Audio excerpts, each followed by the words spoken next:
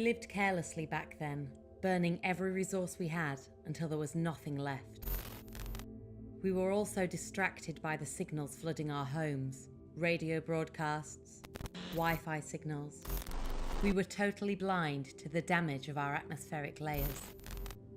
In 1989, we rejected the Montreal Protocol. That could have saved our atmosphere. But here we are, living in a landscape at the mercy of electromagnetic radiation from cosmic activity and solar flares. Disturbances and radiation control our lives. It all started with a new wave of hypermasks, stylizing our human need to filter our air and protect our skin from UV and radio waves. This filtered into our architecture, learning from the naturally protective qualities of our magnetic rocks. The Mid-Atlantic Ridge became the new meeting ground of our communities. In Iceland, the Thingvellir network acts as the blueprint for architecture in the electromagnetic age.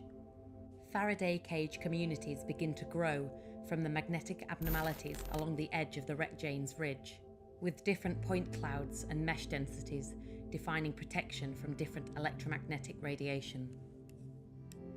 As these cracks move apart, the buildings begin to sacrifice, allowing us, the inhabitants, to remain protected within.